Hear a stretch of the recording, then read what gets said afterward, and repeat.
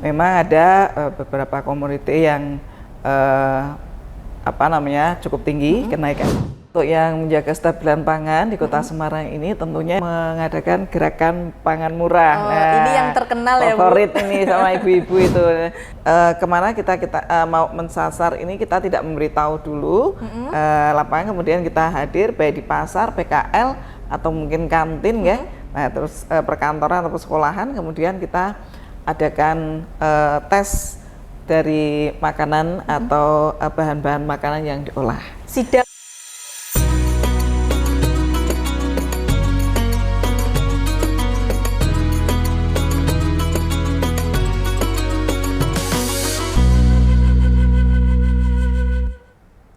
Assalamualaikum people, berjumpa lagi di Opini, obrolan publik, inspiratif dan terkini spesial Ramadan.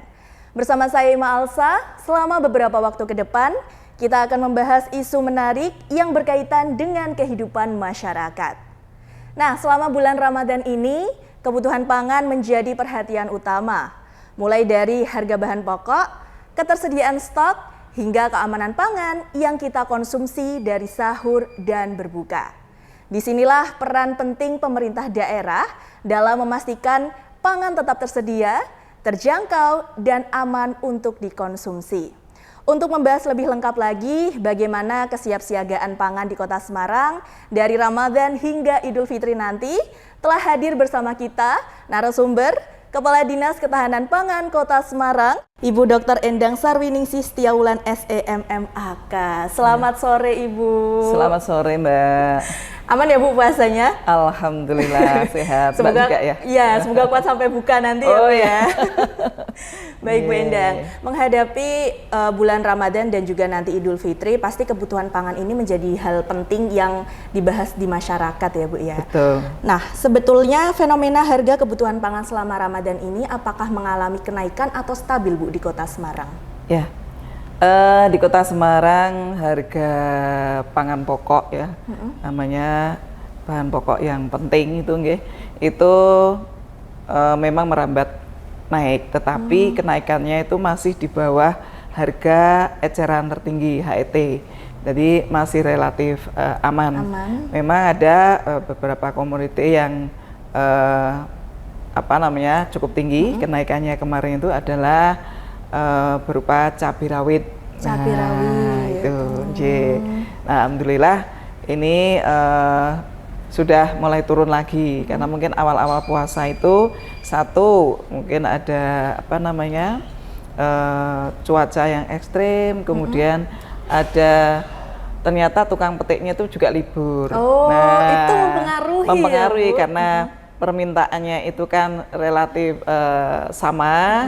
Nah, ini pemasukannya rada kesendet sedikit karena para petugas yang memetik cabai itu ikut libur karena puasa pertama kedua. Nah, kalau dipetik saat itu karena cabai ini kan mudah busuk ya, apalagi masih musim hujan ini. Nah, ini yang menyebabkan adanya kenaikan. Jadi faktor yang mempengaruhi tadi memang dari pihak petani sendiri. Iya. Kemudian konsumsi yang meningkat apakah juga mempengaruhi Ibu? Ya, kalau konsumsi yang meningkat nanti dengan merambatnya bulan puasa, biasanya para keluarga ini masaknya biasanya satu ya, kadang nggak masak. Nah, ini semuanya masak minimal 2-3 olahan. Nah, rata-rata untuk menggugah selera makan biasanya kan pakai cabai. Cabainya cabai yang rawit setan itu. Iya, Bu Endang juga suka ya Bu. Iya, itulah. Nah, selain cabai Bu, apakah ada bahan pokok lain yang ikut meningkat atau relatif lebih stabil? Ya, untuk ada sedikit merambat, itu kemarin adalah bawang merah ya, sama dengan HET-nya, tapi alhamdulillah ini sudah mulai stabil lagi. Kemudian telur, ya telur ini juga mungkin awal-awal puasa pada stok banyak telurnya, ya. Sehingga ini telur juga mempengaruhi karena permintaan tinggi ini agak merambat, tetapi masih sama dengan harga HET di pasar pantauan kita adalah di pasar Johar dan di pasar Karangayu. Jadi masih standar lah Bu ya, tidak yang meroket banget tidak, begitu. Okay. Kemudian Ibu, kalau di Kota Semarang sendiri ya, ada strategi khusus nggak untuk menjaga kestabilan pangan itu? Baik, untuk yang menjaga kestabilan pangan di Kota Semarang ini tentunya yang pertama kita kolaborasi dengan OPD terkait kayak DKK, kemudian pertanian, perikanan, Dinas Ketahanan Pangan, Satpol PP, bahkan Polres dan Polda itu Satpol PP itu ikut turun. Itu namanya operasi pasar, Mbak. Kemudian juga menjaga untuk stok itu adalah memang benar-benar masih aman, kemudian juga memantau harga. Kemudian yang kedua adalah mengadakan gerakan pangan murah. Ini yang terkenal ya, Bu. Favorit ini sama ibu-ibu itu yang namanya program kita Pak Rahman dengan krunya mulai dari daging, telur, ayam dan bumbu-bumbuan serta beras, kemudian kempling semar. Nah, ini terus menjaga keamanan di wilayah-wilayah mereka operasional untuk mengendalikan harga dan mendekatkan barang konsumsi ini kepada masyarakat dengan mulai dari petani memotong distribusi ya dari petani atau produsen langsung harganya relatif lebih murah. Ya, kemarin kita sempat lihat di postingan Semarang Pemkot juga ya, Bu. Iya. Harga-harganya memang terjangkau dibanding dengan yang lain begitu. Nah, untuk masyarakat misal di daerahnya nih belum ada Pak Rahman, Bu. Pengen mendatangkan Pak Rahman. Gimana caranya, Bu? Boleh sekali nanti bersurat, karena kalau tidak bersurat suka kelupaan karena banyaknya yang peminat untuk Pak Rahman atau Kempling Semar hadir. Atau bahkan masyarakat bisa kerjasama dengan kita mendirikan kios pangan. Ini ada juga lagi ya, Bu? Iya, ini juga bisa mendekatkan dan menjadi jejaring kita Pak Rahman ini dengan mendirikan kios pangan. Dan Pak Rahman ini lebih masif selama bulan Ramadan atau sebelum dan sesudah Ramadan ada, Bu? Iya. Sebelum, jadi kita menjaga memang kestabilan harga kita harus kita jaga terus, mulai dari sebelum hari Natal itu Desember itu sudah kita masifkan ya. Nah, sampai dengan nanti setelah Lebaran. Biasanya setelah Lebaran ini harga juga belum mau turun. Nah, ini tetap kita jaga kestabilannya gitu, Mbak. Jadi memang sebelum hari-hari besar pasti ada ya, Bu? Iya, selalu kita masifkan. Gitu. Dan itu di masing-masing kelurahan atau ada pilihan sendiri, Bu, untuk wilayah-wilayahnya? Kita berdasarkan peta yang kita petakan itu ternyata ada wilayah-wilayah yang memang keterjangkauan masyarakatnya itu masih belum begitu dekat, Nah, itu kemudian kita hadir, kemudian juga kita lihat, kita kerjasama dengan dinas perdagangan ke pasar-pasar mana yang kira-kira itu tinggi di pinggir kota. Nah, ini kita hadir untuk kemudian kita di tengah-tengah masyarakat. Ataukah ada permintaan dari masyarakat itu mulai dari RT kalau misalnya mau ya kita hadir, kemudian RW, kelurahan, kecamatan, bahkan gereja, masjid, kantor, kita pun juga lain bahkan sekolah. Jadi artinya Pak Rahman itu dan Kempling Semar ini minimal sehari itu 4 armada yang keliling ke masyarakat. Oh, berarti tidak hanya di kelurahan saja ya, Bu? Iya. Bisa merambah ke tempat ibadah, betul. Bahkan sekolah juga. Sekolah juga. Jadi ibu-ibu yang ngantar anak sekolah bisa sekalian beli ya, Bu? Betul sekali. Dan itu banyak testimoni baik ya, Bu, dari masyarakat? Alhamdulillah masyarakat merasa puas dengan pelayanan yang kita sajikan. Dan ini juga menjadi salah satu hal yang bisa menjaga stabilitas harga pangan di Kota Semarang ini ya, Bu. Nah, selain tadi harga bahan pokok yang stabil, kemudian ketersediaan stoknya juga aman, sekarang kita berbicara tentang keamanan pangan ini, Bu. Kebetulan kemarin juga alhamdulillah Kota Semarang mendapatkan penghargaan Kota Aman Pangan, ya, Bu. Betul. Itu nanti akan kita bahas setelah yang satu ini, people. Jadi jangan kemana-mana, tetap di Opini.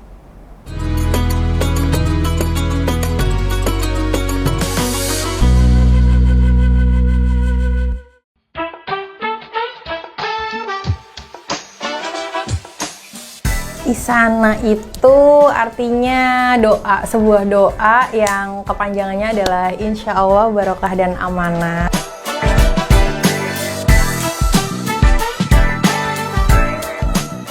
bikin ada blues, ada mukena, ada dress juga, dan ada baju koko anak juga ada.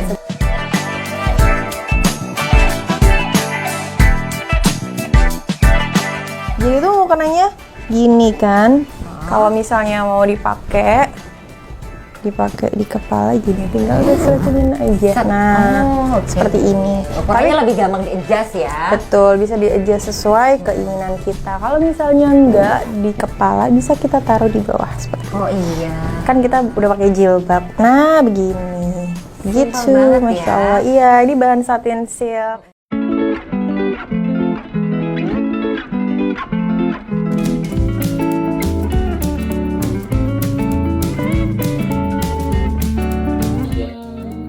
Hai people, lihat nih saya lagi cari-cari takjil buat buka puasa nanti. Dan sekarang kita lagi ada di The Pastry Homemade, yang mana dia tuh punya pastry macem-macem yang enak banget. Dan semuanya ini rasanya penasaran kayak gimana karena ini udah ada azan. Langsung aja kita coba yuk. Nih, kita lihat ya isinya, dalamnya seperti apa kejunya. Mantap banget, full kejunya ya.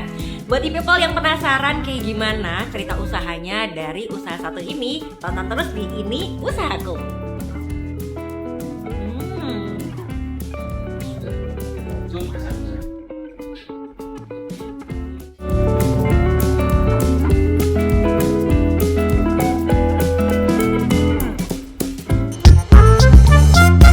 365 hari kepemimpinan Agustin Iswar. Kota Semarang memulai langkah baru dengan 5 pilar penyangga pembangunan Kota Semarang ke depan. Semarang bersih, Semarang sehat, Semarang cerdas, Semarang makmur, dan Semarang tangguh. Semarang bersih. Dalam 1 tahun terakhir, Kota Semarang terus membenahi sistem pengelolaan sampah. Penataan TPS dilakukan di berbagai wilayah kota, disertai penambahan TPS 3R.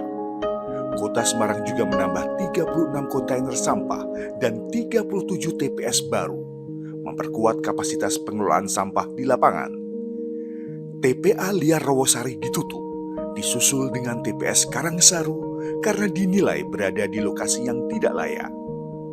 Gerakan Semarang Wegah Nyampah melahirkan gerakan pilah sampah dari rumah yang menciptakan budaya baru bagi masyarakat Kota Semarang, didukung dengan bantuan operasional yang disalurkan kepada PKK RT dan RW. Hingga akhir 2025, 193 unit bank sampah baru lahir di Kota Semarang. 1.705 ton sampah berhasil dikelola oleh bank sampah dengan nilai ekonomi sirkular dari sampah mencapai 1,99 miliar rupiah. Pengolahan limbah MBG menjadi pakan untuk budidaya maggot.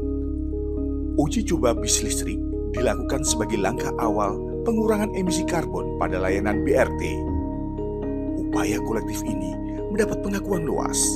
Di tahun 2025, Kota Semarang meraih anugerah Proklim.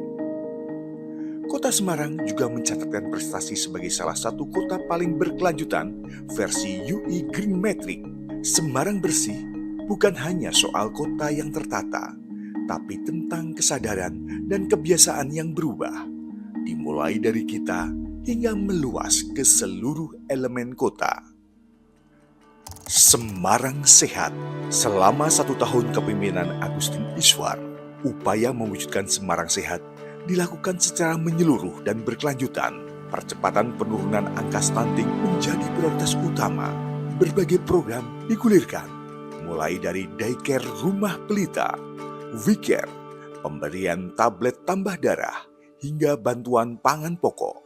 Penurunan kasus TBC didukung oleh masifnya screening melalui cek kesehatan gratis terus ditingkatkan untuk mewujudkan Semarang Zero TBC di tahun 2028. Akses layanan kesehatan melalui UHC pada 2025 menjangkau lebih dari 228.000 warga.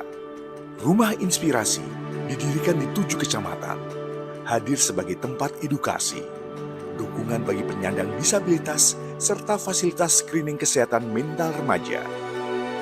Komitmen Kota Semarang untuk meningkatkan kualitas lingkungan juga menjadi bagian dari Semarang Sehat. Upaya mewujudkan lingkungan yang lebih bersih, aman, nyaman, dan sehat mengantarkan Kota Semarang meraih penghargaan Kota Sehat Swastisaba kategori Wiwerda.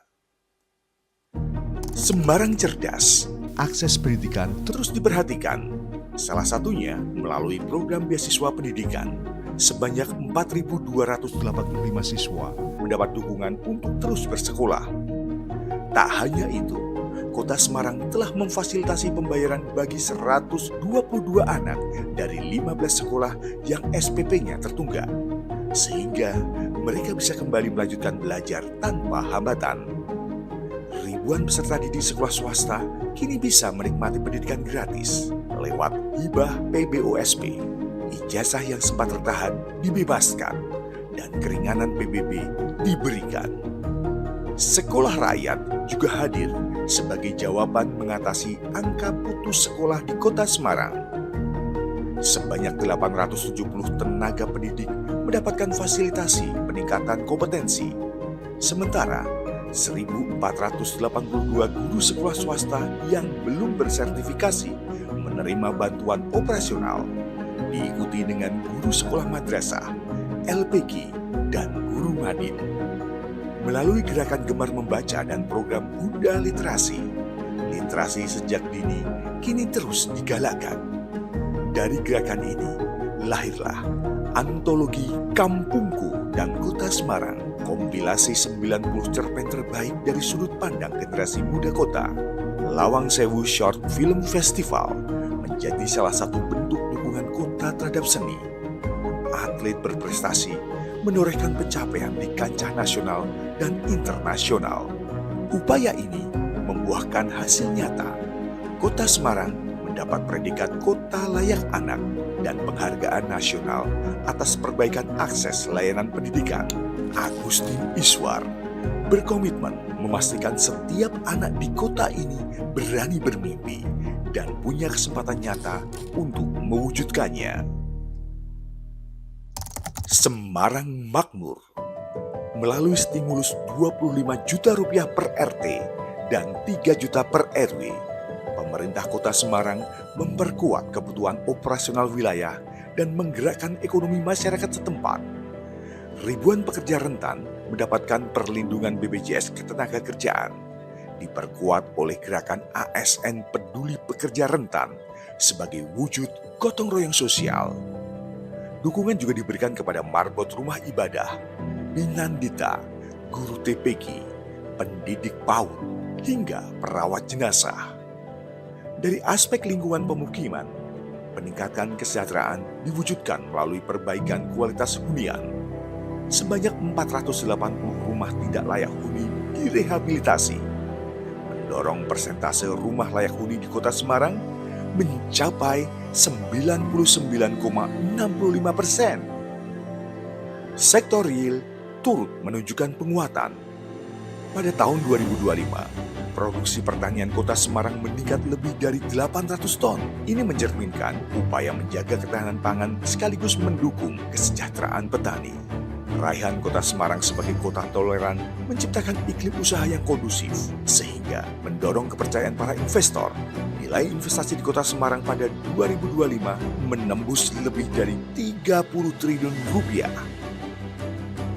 Event internasional dan nasional seperti Semarang 10K dan Dugderan menghadirkan ribuan pengunjung dan menggerakkan sektor perhotelan, kuliner, transportasi, hingga UMKM. Kawasan Kota Lama Semarang mencatat kunjungan wisata tertinggi selama libur Natal, melampaui destinasi unggulan lain di Jawa Tengah. Seluruh upaya ini tercermin pada peningkatan kualitas hidup warga. Indeks pembangunan manusia Kota Semarang mencapai 85,80. Ini masuk kategori yang sangat tinggi. Di saat yang sama, angka kemiskinan dan pengangguran terus menurun. Sementara pertumbuhan ekonomi kota menunjukkan tren yang positif. Semarang tangguh. Penanganan kebencanaan diperkuat sebagai bagian dari daya lenting kota. Respon cepat saat banjir dan kondisi darurat dilakukan melalui koordinasi lintas sektor, didukung penguatan kesiapsiagaan bencana, normalisasi sungai, penggantian pompa, pembangunan rumah pompa, serta upaya pembersihan sungai terus dilakukan untuk mengurangi ancaman resiko banjir dan rob di wilayah Kota Semarang. Persentase wilayah Kota Semarang yang tergenang banjir dan rob terus menurun, disusul dengan pengurangan jumlah luasan genangan. Ketangguhan kota juga diuji melalui upaya menekan inflasi dan menjaga stabilitas harga kebutuhan pokok melalui penguatan ketahanan pangan. Pasar murah digelar di 885 titik sepanjang tahun 2025. Ini berhasil menekan angka inflasi beras. Koperasi Merah Putih Kota Semarang mendapatkan apresiasi dari berbagai pihak. Daya tahan kota terus diperkuat melalui pembangunan dan pemeliharaan infrastruktur. Sebanyak 34 ruas jalan di Kota Semarang diperbaiki dengan total sepanjang 22,78 km. Jalur pedestrian dan jalan lingkungan ditingkatkan, serta pembangunan dan rehabilitasi jembatan. Ketangguhan juga lahir dari aparatur yang siap bergerak, diawali dengan penandatanganan komitmen untuk mewujudkan pemerintahan yang bersih. Permasalahan masyarakat dilakukan secara lebih responsif. Manajemen SDM berbasis merit system diaplikasikan melalui manajemen talenta. Percepatan penataan sumber daya aparatur juga dilakukan. Kerja kolektif ini menjadikan Kota Semarang sebagai kota pionir pembangunan inklusi sosial, meraih Harmony Award 2025, serta berbagai penghargaan lainnya yang diraih di tahun 2025. Dalam 1 tahun perjalanan kepemimpinan Agustin Iswar, Kota Semarang terus bergerak membangun kota yang bersih, sehat, cerdas, makmur, dan tangguh. Perjalanan ini belum sempurna, tantangan masih ada, dan pekerjaan rumah masih menanti. Menuntut konsistensi, keberanian, serta keterbukaan untuk terus berbenah, memperbaiki yang belum tuntas, menguatkan yang sudah berjalan. Measure the distance from where we started from.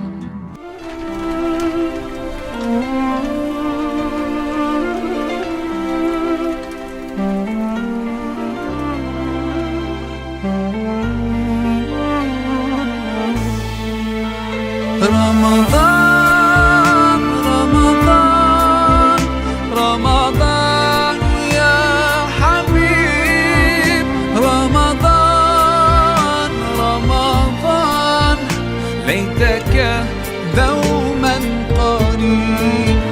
Ramadan, Ramadan, Ramadan ya Habib. Ramadan, Ramadan, laitaka dauman qarib. Laitaka dauman qarib.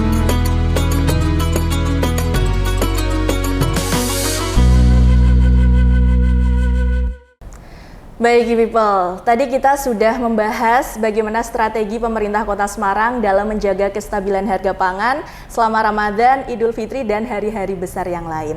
Nah, sekarang kita akan membahas juga ya bersama Ibu Endang tentang keamanan pangan di Kota Semarang.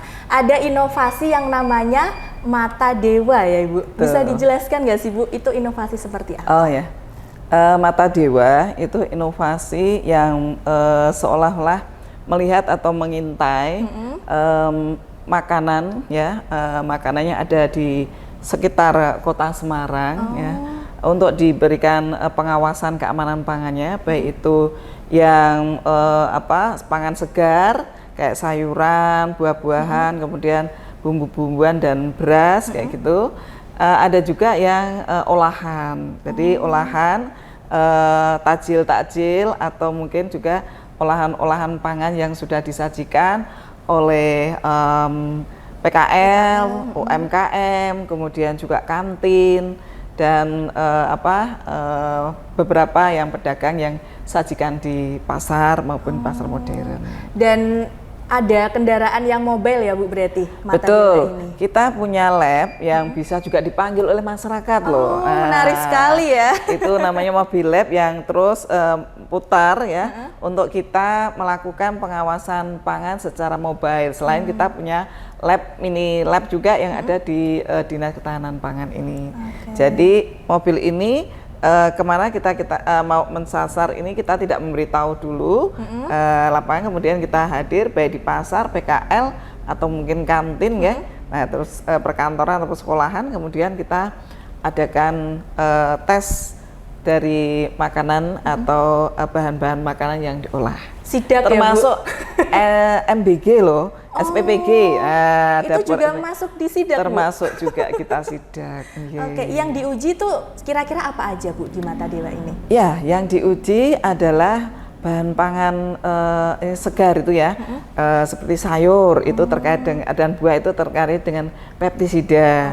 Kemudian yang olahan mateng ini seperti bakso itu mengandung borak atau enggak, kemudian bakso, kerupuk gendar atau gendar yang untuk pecel itu, kemudian juga mie, kadang-kadang ada borak atau formalinnya ya, kemudian mie basah ya yang curah, kemudian juga ikan dan ayam. Kadang pedagang yang masih bermain-main itu kadang-kadang menambahkan formalin. Nah itu kan zat yang membahayakan bagi tubuh kita. Dan itu masyarakat bisa juga mengajukan gitu ya Bu, datang langsung ke sini ke Dinas Ketahanan Pangan bawa makanan yang ingin diuji? Boleh. Atau kita dipanggil mungkin satu RW gitu ya, Bu RW-nya, Bu PKK-nya mengumpulkan para pedagang, misalnya ngambil sampel dari pedagang keliling yang belanjan itu nggih, itu bisa ngundang kita, kemudian kita hadir untuk ngecek. Kalau aman ya silakan berlangganan, kalau tidak aman ya diedukasi untuk mengganti bahan yang sama yang lebih aman. Begitu. Berarti setelah tadi makanannya dites dan misal ya Bu terbukti ada bahan yang berbahaya, itu langsung ditegur ke penjualnya ya Bu? Betul. Bahkan kita buatkan berita acara. Kalau memang kita telusuri ini berasal dari mana. Kalau masih di dalam wilayah Kota Semarang sendiri, berarti kita yang akan mengedukasi. Nah, kalau ini sudah antar kabupaten kota, maka kita laporkan ke provinsi. Kalau seantara provinsi, berarti kita laporkan ke Bappenas, tapi melalui tahapan kita lapor provinsi ke Bappenas pusat, ya, nanti beliau-beliau yang akan menindaklanjuti. Begitu. Kita tetap pantau. Iya benar. Jadi buat para penjual-penjual nakal ya, hati-hati nih. Iya. Di Kota Semarang ada lab sendiri yang bisa mengecek ya apakah itu mengandung bahan berbahaya atau tidak, dan jika itu terindikasi ya Bu, ada sesuatu yang tidak harus dikonsumsi, bisa ditindaklanjuti oleh Pemkot Semarang sendiri. Nah, kemarin ya Bu ya, di Kota Semarang juga mendapatkan penghargaan Kota Pangan Aman 2025. Iya. Wah, menarik sekali ya, People. Ini bisa dicontoh oleh daerah-daerah yang lain juga ya Bu. Alhamdulillah. Nah, apa sih Bu indikator yang mempengaruhi mendapatkan penghargaan itu? Iya. Indikator untuk memperoleh penghargaan itu, yang pertama kita melakukan uji kemandirian. Jadi semua ada aspek sebanyak 39 aspek. 39 aspek. Iya, itu melibatkan semua OPD. Jadi semua OPD yang terkait dengan pangan ya, seperti DKK, kemudian perikanan, pertanian, kemudian perdagangan, BP POM, ya, kemudian kita ketahanan pangan ini jadi satu ya, untuk mereka masing-masing ada indikator-indikator yang harus dipenuhi. Nah, ini harus kita standarkan yang tinggi. Kalau belum, maka kita koordinir, bekerja bareng-bareng di bawah bimbingan Pak PJ Sekda. Nah, ini semuanya harus clear gitu. Alhamdulillah. Penilaian kita secara mandiri itu ada sekitar 95 sekian gitu. Wah, ya. Luar biasa itu sekali tertinggi ya. di Indonesia. Tertinggi ya Bu versinya ya. BP POM. Ya, alhamdulillah. Sehingga Bu Ali mendapat penghargaan Kota Semarang ini nggih, akan diberikan, yang telah diberikan oleh Kepala BP POM di kantor BP POM Jakarta. Oke, jadi memang kolaborasi lintas OPD ini betul, dibutuhkan sekali ya Bu ya? Sangat dibutuhkan, karena yang menjaga keamanan pangan tidak hanya di pundak Dinas Ketahanan Pangan, Benar tapi sekali. semua termasuk masyarakatnya. Oke, kira-kira ada penghargaan-penghargaan yang ingin dicapai juga nggak nih Bu untuk 2026 ini? Iya, kita ini tahun 2026 dari pasar yang kemarin itu kita mendapat penghargaan nomor 1 juga, pasar aman, Pasaman di tingkat pusat juga di tingkat Indonesia nomor 1, pasar Johar Selatan. Kemudian kita replikasi di pasar Pedurungan dan juga di pasar Pasmod Modern BSP. Tetapi sebenarnya dari 54 pasar yang ada di Kota Semarang ini, 34 plus 1 pasar modern di BSP ini semuanya sudah pas aman, tetapi kita namanya Pas Semarang. Ya, kalau Pas Semarang kan programnya di Santan, kita Pas Semarang. Jadi semua kita amankan dari itu tadi bahan-bahan kimia, dan ini akan maju ke tingkat nasional adalah Pasar Pedurungan dan Pasar Modern di BSP. Mohon doa restunya. Mohon doanya ya, people ya. Bisa nomor 1 lagi se-Indonesia. Amin. Jadi memang harus ada kerjasama ya Bu, masyarakatnya Betul. juga lebih aktif lagi. Kalau misal Iya. ada bahan-bahan yang dirasa kok mencurigakan, dilaporkan aja gitu ya Bu. Karena masyarakatnya ada namanya kader pangan. Kader pangan. Itu yang membantu kita, tangan panjang kita untuk mengawasi di lapangan juga. Menarik ya ini. Kader pangan itu seperti apa Bu kalau di wilayah-wilayah sendiri? Betul, kader pangan itu ada yang di pasar itu sebanyak 5 pedagang yang berada di pasar bersangkutan. Dia ikut mengawasi pedagang lain yang curang. Agar tidak curang kan gitu. Kemudian di wilayah di kelurahan itu ada 3. Nah, ini juga ke PKL di sekitar wilayah kelurahan, kemudian 1 yang ada di kecamatan. Nah, sehingga secara keseluruhan itu sekota Semarang hampir 560 sekian kader pangan yang menjadi tangan panjang kita, bahkan kita namakan juga Serikandi Pangan. Serikandi Pangan, wah ini pahlawan pangan ya Bu ya, Iya. yang menjadi tangan panjang dari dinas-dinas. Jadi karena memang kan kita ada keterbatasan ya Bu untuk sidak-sidak setiap hari. Betul. Nah mereka yang bertugas untuk mengawasi begitu ya Bu.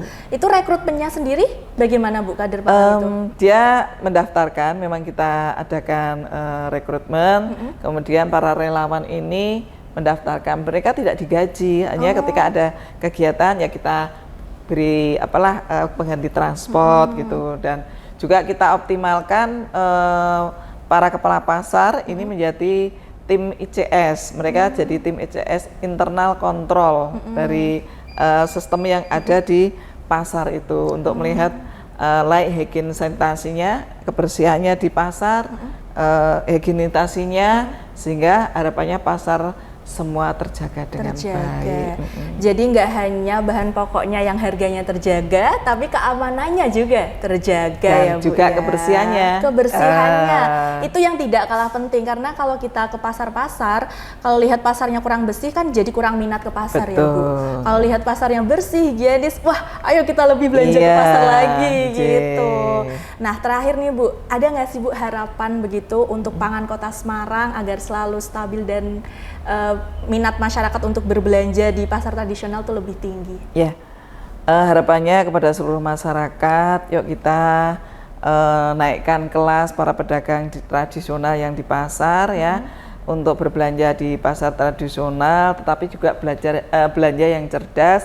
Pilihlah pangan yang aman, yang tentunya tidak mengandung bahan-bahan pencemaran seperti borak, kemudian pestisida dan juga rodamin, bahan dari kain. Kemudian kita jaga keamanan pangan yang sudah kita raih ini di seluruh pasar.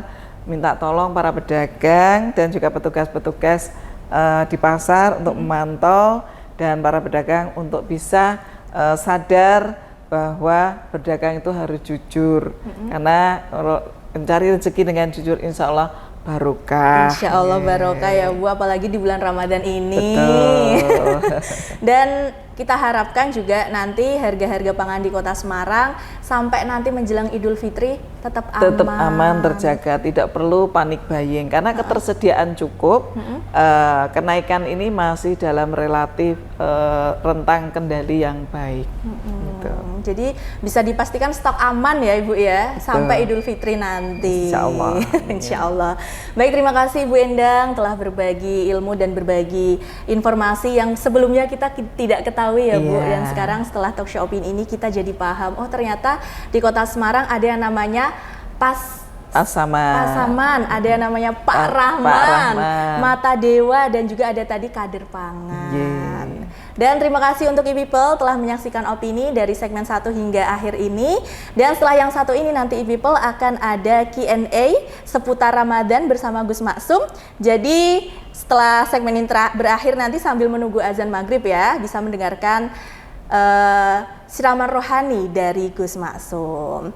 Dan kepada Bu Endang, terima kasih banyak ya Ibu. Terima kasih juga. Saya Ima Alsa beserta Bu Endang dan juga kru yang bertugas mohon pamit undur diri. Terima kasih. Wassalamualaikum warahmatullahi wabarakatuh. Waalaikumsalam warahmatullahi wabarakatuh.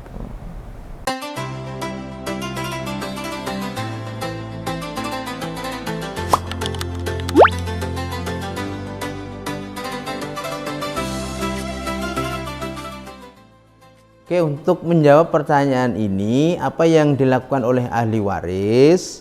Jadi ahli waris ini nantinya yang menghitung berapa hari yang bersangkutan ini meninggalkan puasa. Maka hari itulah yang nanti kemudian diganti dengan fidyah. Berapa ukuran fidyah?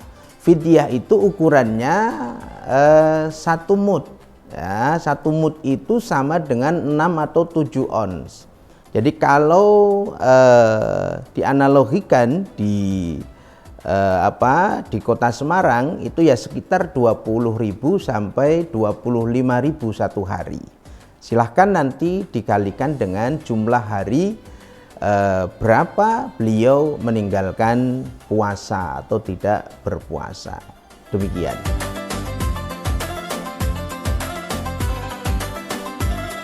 Puasa itu kan hukumnya wajib ya. Jadi puasa itu harus dilaksanakan. Kalau toh tidak dilaksanakan ya, sampai kemudian ketemu dengan Ramadan lagi dan belum bisa untuk melunasi hutang Ramadan, maka dia punya kewajiban untuk mengqadha Ramadan, kemudian membayar fidyahnya ya, untuk mengqadha Ramadan dan membayar fidyahnya. Demikian.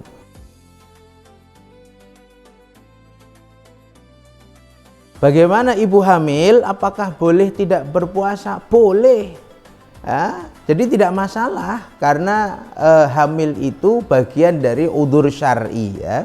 Jadi dia boleh tidak berpuasa, tetapi dia punya 2 kategori ya. Yang pertama, ketika dia tidak berpuasa karena mengkhawatirkan dirinya sendiri ya, mengkhawatirkan dirinya sendiri, maka dia wajib mengqadha tanpa membayar fidyah. Tetapi kalau dia tidak berpuasa karena mengkhawatirkan janinnya, maka setelah puasa Ramadan dia wajib untuk mengqadha puasa Ramadan sekaligus membayar fidyah. Demikian.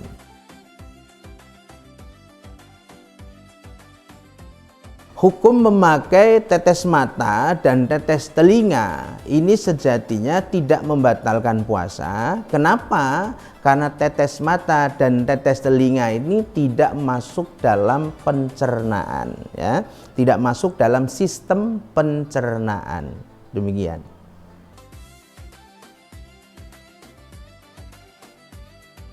Nah, ini yang sering menjadi pertanyaan kita ya, sering menjadi problem kita. Bolehkah kita melakukan sikat gigi, ya, menggosok gigi? Tentu jawabannya yang pertama boleh atau mubah ketika dilakukan sampai sebelum zuhur. Nah, sebelum zuhur itu mubah, boleh dilakukan. Tetapi ketika setelah zuhur, ya, ini hukumnya beralih ke makruh, ya. Kalau sebelum zuhur hukumnya boleh, kalau setelah zuhur hukumnya makruh. Bukan dilarang, tetapi sebaiknya dihindari. Makruh itu bukan dilarang, tetapi sebaiknya dihindari. Asalkan, ya, nah ini yang menjadi catatan kita. Asalkan tidak tertelan. Nah, ini yang jadi problem. Gosok gigi pakainya pasta gigi rasa melon. Wah, enak ini, ya.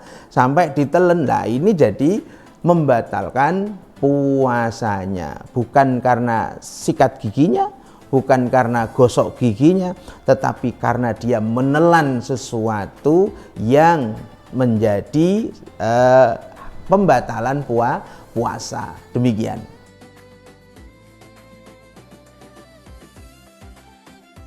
Ghibah, kemudian berkata kotor, ya, kemudian berbohong dan lain sebagainya, sejatinya tidak membatalkan puasa, ya. Sejatinya tidak membatalkan puasa, tetapi mengurangi pahala dari puasa. Sehingga ini seperti yang hadis Nabi, ya, rubba shaimin laisa lahu min siyamihi illal ju' wal atos. Banyak sekali di antara orang yang puasa itu tidak mendapatkan esensi dari puasa kecuali al-ju', lapar dan dahaga, begitu.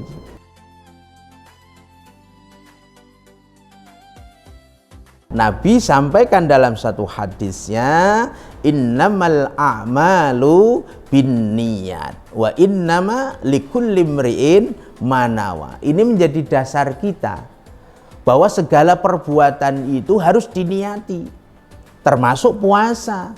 Puasa juga harus diniati. Bagaimana kalau kita tidak berniat puasa? Ya, berarti puasa kita dianggap tidak sah, ya, karena tidak ada niat puasa. Maka kebiasaan dari para kiai kita mengajak kita semua untuk berniat puasa setelah pelaksanaan sholat taraweh, ya, setelah pelaksanaan sholat taraweh. Lalu bagaimana? Adakah solusi dari problem ini? Wong ini sering kali terjadi, ya. Nah, maka kita perlu menganut secara taklid, ya, di madhab Imam Maliki. Imam Maliki itu menganjurkan untuk berniat puasa 1 bulan lamanya. Nah, bagaimana niat puasanya? Nawaitu shauma ghadin jami'i syahri Ramadan, fardhon lillahi ta'ala. Jadi niat kita di hari pertama bulan Ramadan selama 30 hari, ya, atau 1 bulan Ramadan. Tetapi tidak menggugurkan kita untuk berniat setiap hari, terus setiap hari tidak berniat, bukan begitu. Ini hanya solusi daruriyat, ya. Solusi ketika dalam keadaan terpaksa, ya. Terpaksa, kalau ketiduran wis ora traweh, ya, ora traweh, rabu ora sahur, ya, turune glangsur, ya, lali, lupa niat, maka inilah yang nanti menjadi pengganti dari niat tersebut. Demikian. Semoga Allah Subhanahu wa Ta'ala senantiasa memberikan hidayah kepada kita, anugerah kepada kita, rahmat kepada kita, sehingga kita mampu melaksanakan aktivitas ubudiyah di bulan Ramadan, dan nantinya kita betul-betul dipertemukan kembali dengan bulan Ramadan yang akan datang. Semoga Allah Subhanahu wa taala memanjangkan umur kita, panjang barokah manfaat fid dini wad dunya wal akhirah.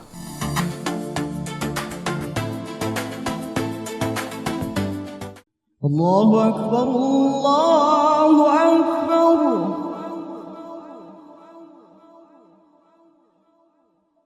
Allahu akbar, Allahu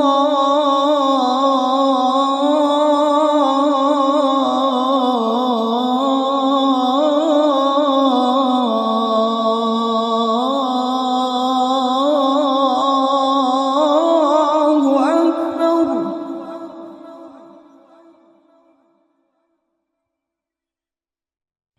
أشهد أن لا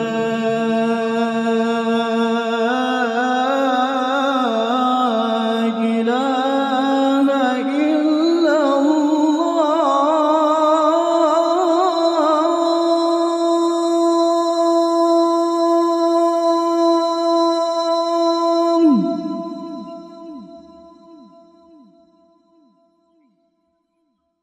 أشهد أن لا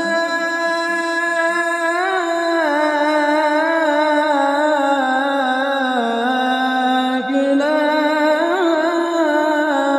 إلا الله.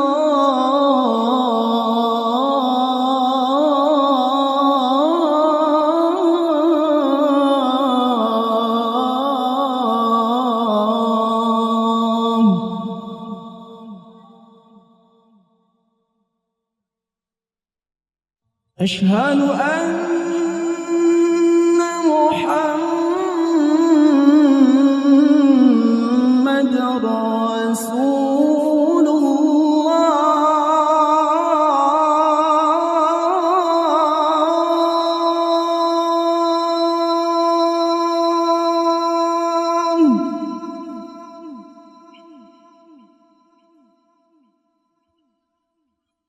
أشهد أن محمد رسول الله.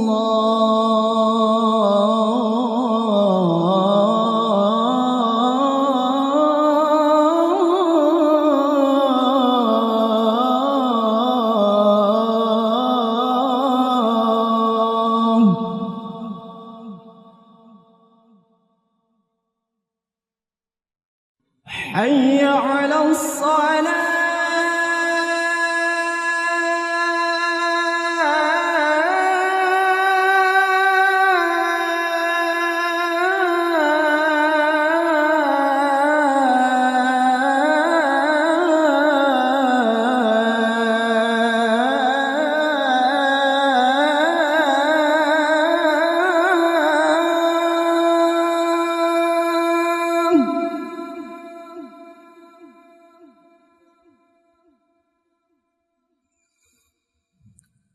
حي على الصلاة.